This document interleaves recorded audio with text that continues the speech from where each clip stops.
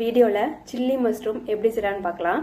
இந்த chilli mushroom chapati, நான், fried rice கூட சாப்பிடும்போது சூப்பராக இருக்கும். வாங்க எப்படி செய்யலான்னு பார்க்கலாம். மஷ்ரூமை நல்லா க்ளீன் பண்ணி சின்ன சின்ன துண்டாக கட் பண்ணி வச்சுருக்கேன். இது கூட 2 ஸ்பூன் மைதா சேர்த்துக்கிறேன். நான் அளந்து எடுத்து வச்சுருக்கேன். 2 ஸ்பூன் கார்ன்ஃப்ளவர் மாவு, கொஞ்சம் உப்பு,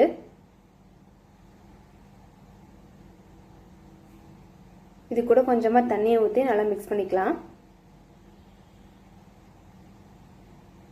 நல்லா மிக்ஸ் பண்ணிட்டேன். இதை ஃப்ரை பண்ணி எடுத்துடலாம். சூடான ஆயிலில் மஷ்ரூமை ஒன்றா போட்டு ஃப்ரை பண்ணிக்கலாம்.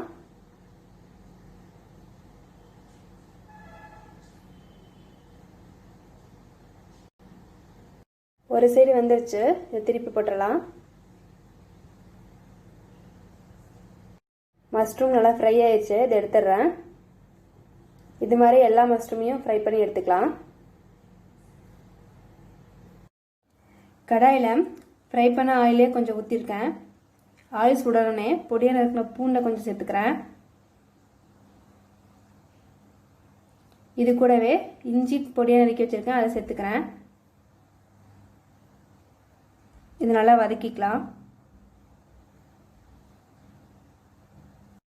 இதோட ஒரு வெங்காயத்தை பொடியாக கட் பண்ணி வச்சுருக்கேன், அதை சேர்த்துக்கிறேன். இதை கண்ணாடி பதத்துக்கு வதக்கிக்கலாம். வெங்காயம் வதங்கிருச்சு. இதோட ஒரு குடமிளகாவை சேர்த்துக்கிறேன். இதை வதக்கிக்கலாம். இதோட ரெட் சில்லி பேஸ்ட் சேர்த்துக்கிறேன். இந்த சில்லி பேஸ்ட் ஒன்றும் இல்லை, வரமிளகாவை வேக வச்சு அரைச்சது தான். இது ஒரு 1.5 ஸ்பூன் சேர்த்துக்கிறேன். இது கூட டொமேட்டோ சாஸ் ஒரு 2 ஸ்பூன் எடுத்து வச்சுருக்கேன், அதை சேர்த்துக்கிறேன்.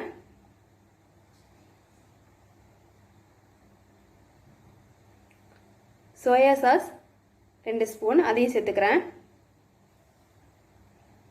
இது கூட கொஞ்சமாக உப்பு சேர்த்துக்கிறேன்.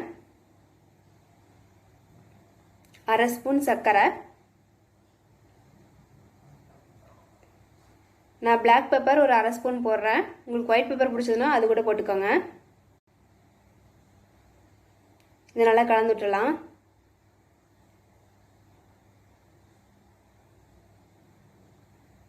இதோட ஃப்ரை பண்ண மஷ்ரூமை சேர்த்துக்கிறேன்.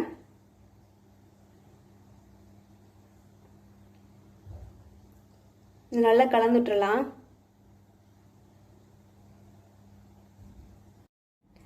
கொஞ்ச நேரம் சிம்மில் வச்சுட்டு கேஸ் ஆஃப் பண்ணிடுங்க. அவ்வளோதான், நம்ம சில்லி மஷ்ரூம் தயார். இது செஞ்சு பாருங்கள். செஞ்சு பார்த்துட்டு எப்படி இருந்துச்சுன்னு கமெண்ட் பண்ணுங்கள். இது வரைக்கும் சப்ஸ்கிரைப் பண்ணலைன்னா மறக்காமல் சப்ஸ்கிரைப் பண்ணிவிட்டு பக்கத்தில் உள்ள பெல் பட்டனை கிளிக் பண்ணிக்கோங்க. அப்போ தான் நான் போகிற ரெசிபியெல்லாம் உங்களுக்கு உடனுக்குடனே நோட்டிஃபிகேஷனாக கிடைக்கும். இந்த வீடியோ பிடிச்சிருந்தா லைக் பண்ணுங்கள், ஷேர் பண்ணுங்கள்.